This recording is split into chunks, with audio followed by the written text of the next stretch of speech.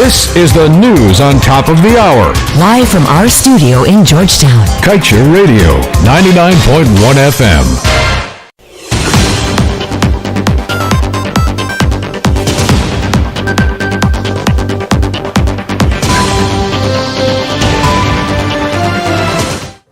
Time check for you, 12 hours 1. It is now time for your main newscast.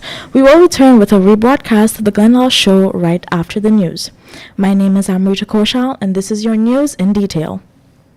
Fishermen in Guyana are reporting a rapid decline in catch and predicting that they may very well be out of jobs in the next 5 years, even as they attributed this to ExxonMobil's operations offshore. A key report from the American multinational has warned that there will be significant impact on the nation's marine resources due to the cumulative impact of those oil-related activities. This disclosure was made in the project documents for the Yellowtail development in the Stabroek Block operated by Esso. Another vendor who gave his name as Dexter explained that his catch has reduced drastically and the quality of fish is also daunting. He explained that his catch was somewhere between 1,100 pounds in the earlier years. However, it has now reduced to about 700 pounds per catch. Another fisherman said he has been in the business for over 22 years now, said he is fearful for what is to come. Citizens, trade unions, and political parties continue to condemn the meager 7% increase in salary for public servants, with the lead union in the public sector, Guyana Public Service Union, deeming the imposition a violation of the Constitution. Last week, government announced its 7% across-the-board increase for public servants.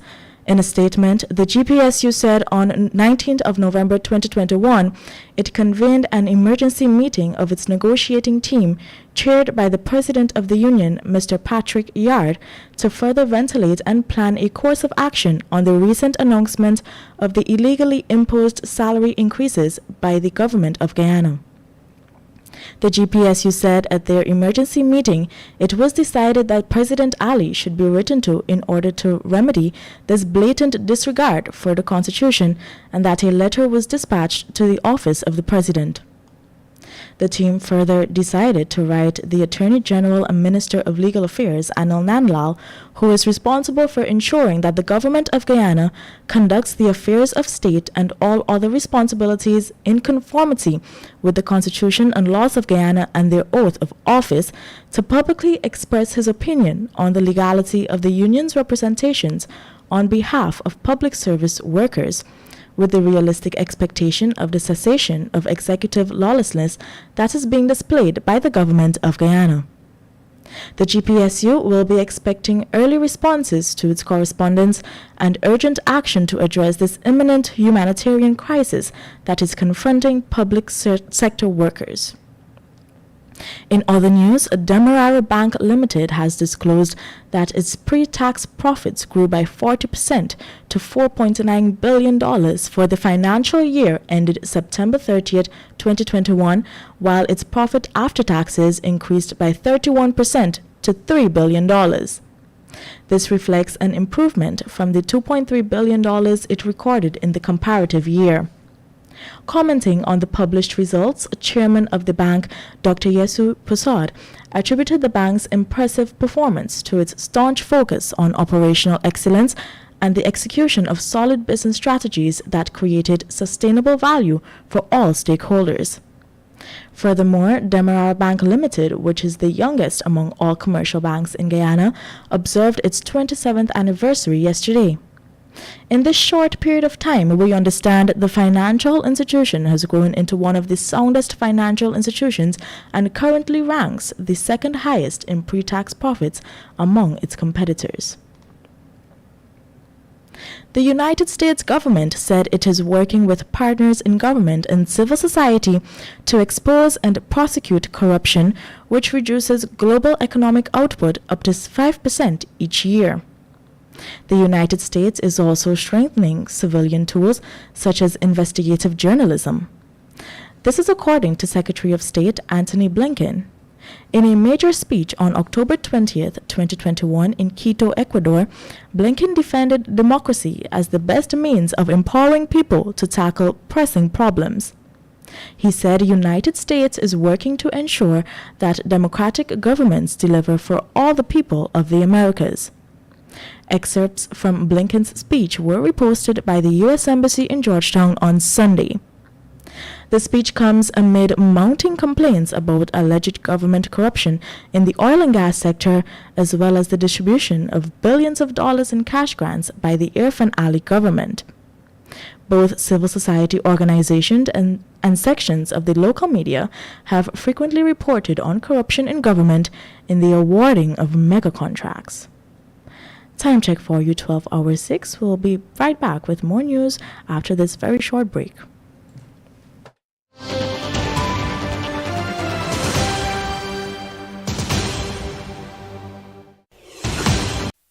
Win big this Christmas with a Digicel Prime bundle. Over $20 million in prizes to be won. The more you chat, watch, share, and dance to your favorite Digicel apps, the more chances you have to win thousands of Shade to Win prizes, including laptops, tablets, smartphones, cash, data, and credit. Enter to win the grand prize of $5,000 US, a trip for two, or a Samsung Galaxy S21. We are all winners with guaranteed win days. Play along, buy a Prime bundle in My Digicel to stream and win today with Digicel this Christmas.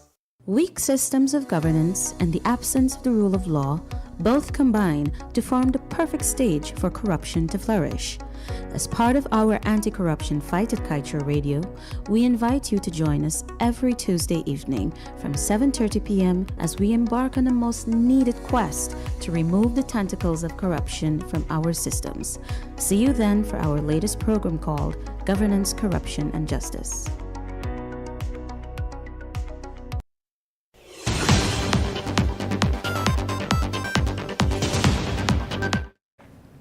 My name is Amrita Koshal, and this is your main newscast. Following his perusal of the PPPC government's second attempt at local content targets to be included in its draft legislation, Co-Director of Energy at America's Market Intelligence, Arthur Deakin, is of the firm belief that Guyana has still fallen short of outlining realistic procurement, training, and employment goals for oil companies. Daking highlighted that the government, for example, expects that within 10 years, Guyanese firms should be used to cover 95% of the energy sector's insurance risks. Dakin was keen to note that this alone is just not practical. Except for Brazil, which has managed oil and gas projects for half a century and has the 12th largest economy in the world. The analyst said no other Latin American country has the local insurance capacity to provide this type or level of coverage. Using this reasoning, he concluded that such an expectation or target shows a mismatch between the government's expectations and the current reality on the ground. Environmentalist Vanda Radzik has told ExxonMobil to take its radioactive toxic waste back to Texas rather than utilizing the Houston East Bank Demerara facility to dump same. The environmentalist made this appeal to the oil giant during the consultative session recently hosted on Exxon's fourth project, the Yellowtail development.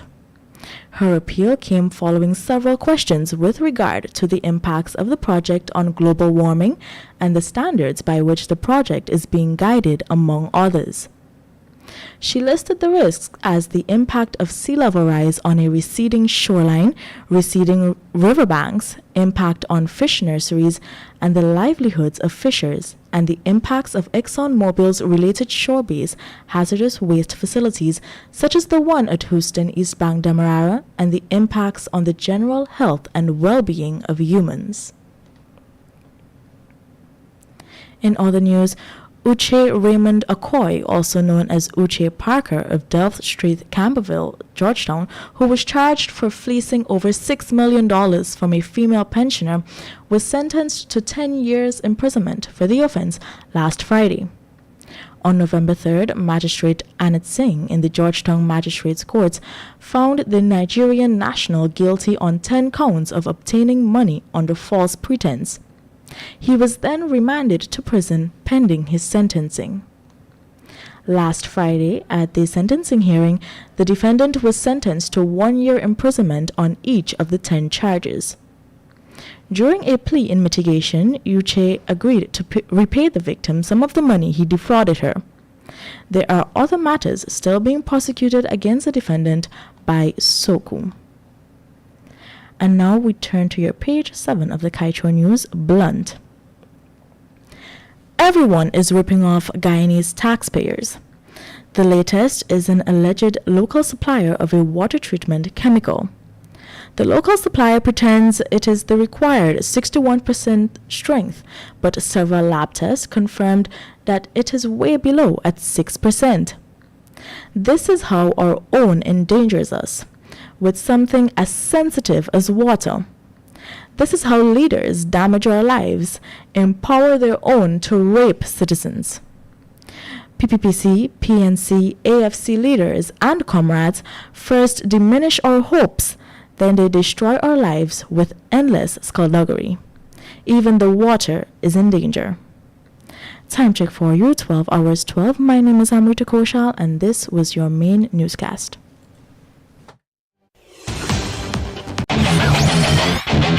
Want value for your advertising dollar? Then place your ads on Kaieteur Radio's newscasts. Streamed live on 6 different mediums, reaching hundreds of thousands. Advertise today and watch your dollar grow. Call us on 225-8465 or 226